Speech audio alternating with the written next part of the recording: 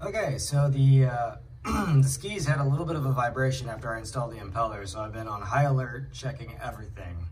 So I had the bypass valve out here, and I was watching it as I full throttled it, and there was a good bit of condensation that came out after like a wide open throttle flick of the throttle. So I figured obviously there has to be water in the system somehow, whether it's condensing under pressure or whatever have you, but that shouldn't be the case at all. So pulled this off and used my my bore scope for my, like, you know, engine inspection and whatnot to look down inside the intercooler, and sure enough, there's a good bit of water at the bottom. So I wonder if the seals that, you know, go on the ends here that keep the water entering for the air to water heat exchange process have just failed and water is getting in there. So regardless, I got to take this out, properly clean it, and gonna try and pressure test it because it should not be leaking water going into my engine. Here is that. All right, so all that water came from the bottom of the intercooler. I had the cooling lines plugged so that no water could escape. So yeah, I'm gonna fill this up and see how much water is getting in there, if any, because water's getting in there somehow. As you can tell, it's still wet. So I just gotta figure out what's going on. Man, that's really, really gunked up in there. So I'll tighten these down and then figure out where the water is getting from by filling it from the top here. So right here I'm using gasoline to fuel wash the inside of the intercooler, as that removes the oil the best.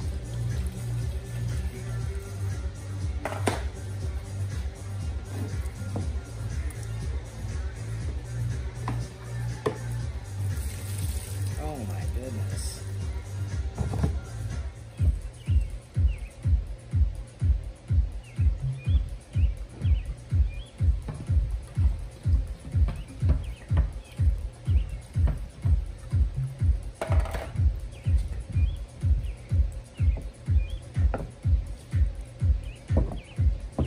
Okay, so I got the intercooler back in the boat.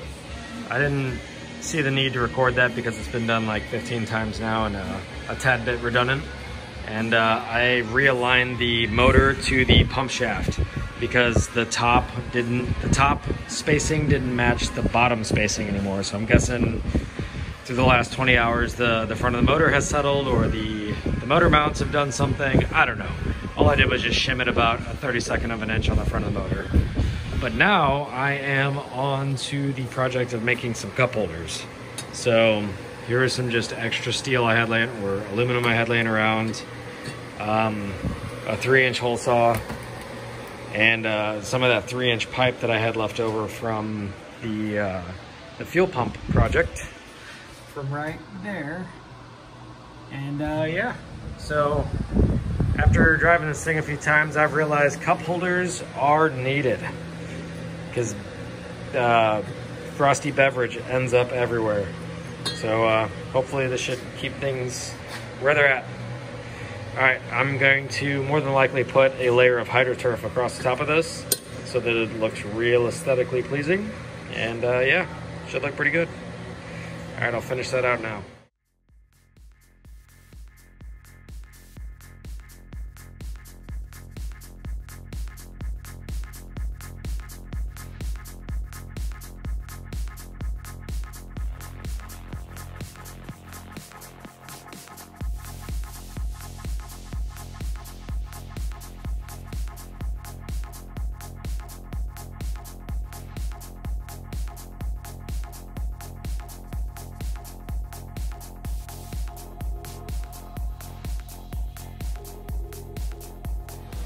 Okay, something like that.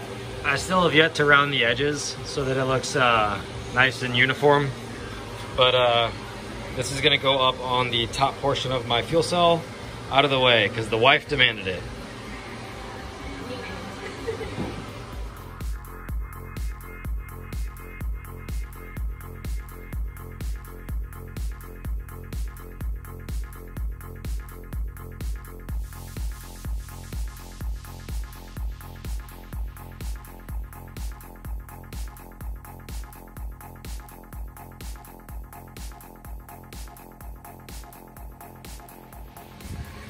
Okay, so where did it go?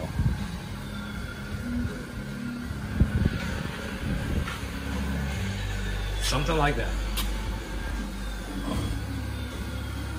I'm not the greatest at metalworking, so, but it does the trick. So we will get that installed now, and then I'll probably still end up hydroturfing around it just so you can't see any of the ugliness, but we have drink holders. Okay, the most important part of the boat is now complete. I'm glad I listened to my wife and put it in the center versus right there, because it'd just be more or less in the way when you get in the boat. She's over there smug smiling. Yep, it's not the most accessible, but that means whenever we get rowdy, frosty beverage doesn't go all over you. Okay, so now that the cup holders are done, I got a chance to play with the tubing bender and bend up a grab bar so that while you're sitting in the passenger seat, you can actually hold on to something here. Let's put that like so, center it a little bit. So something like that. Because while you're riding shotgun, there's not much for you know, handles to hold yourself in place. So you can push yourself back into the seat with the handle there, and you can pull yourself down into the seat and push yourself back with this handle here. The reason why I chose to do it here versus putting it right here is I noticed whenever I rest my arm up here, I get a little bit of fatigue after like 25 minutes or so just of holding your arm up. So you basically can have your left arm rest and then you know, hold on for dear life when necessary.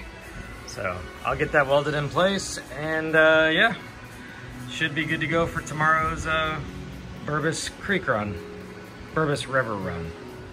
All right, so just have to mark the center line of the gas tank. Gas tank is a total of 45 inches long, so half of that would be 22.5. So I'll mark 22.5 right there, and then take my square and mark it like so.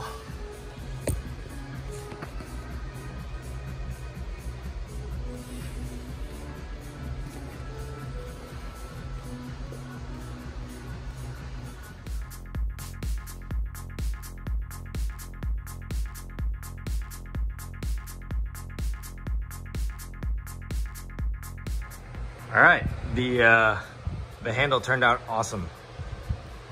I was able to cut the HydroTurf and fit it around the pole prior to, or the handle prior to welding the handle in, so there's no seams on the HydroTurf. So it kind of looks like an optical illusion a little bit, but, or how did it get there? Regardless, it turned out pretty well. And this back section back here with the vertical looking lines, those meshed in real well to fill the void in the back. And the cup holder, it actually works because we've used it so far. All right, so now I just have to do the front of it. So I will start on that now. It's just gonna be 3 separate triangles. And then I'm contemplating not wrapping this at all because you can kind of see the amount of scratches on the side of it already. And I guess I'm putting it through more abuse than I thought I would. So if I put wrap on it, that's just gonna look awful. So I think I might have to just stay like this. All right, I will get to that now.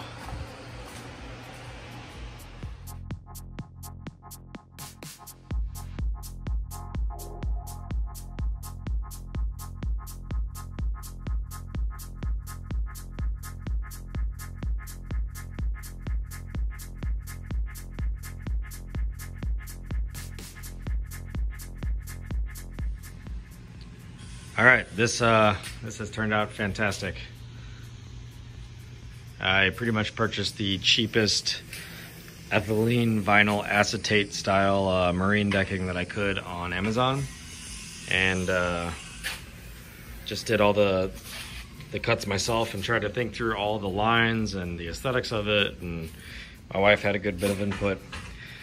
I originally was trying to reach out to HydroTurf, SeaDeck, and Marine Mat about getting their template kit sent to me and how much pricing would be and all that, and from all three of them I never got a response. So I decided that I would just do it myself and not worry about having it CNC etched and all that kind of stuff, which it probably would have looked nicer, but the fact that I'm gonna be beating this boat up constantly, it's probably not really worth it. So overall, extremely happy with it. I haven't taken it out since I got the front on here, but I have taken it out since I put the cup holders in place, put the grab bar in place, and the sea deck down there. And yeah, it definitely does the job. So it's getting closer and closer to completion, which I'm starting to find out that no boat is ever complete. But learn something new every day. All right, well, pretty much the only thing left to do is get some gas struts on the engine hatch, so it's easy to lift up, and it cocks itself up at like a 70-degree angle, so it doesn't go back over and put a lot of leverage on the hinges here. But yeah, I decided I'm not going to put a radio on this just due to how loud it is while you're riding, and usually when you stop next to a bunch of other boats, they all have wake towers and music playing, so it's kind of unnecessary. So yeah, that will end this video, and I'll get some more footage of it cruising up the little creeks.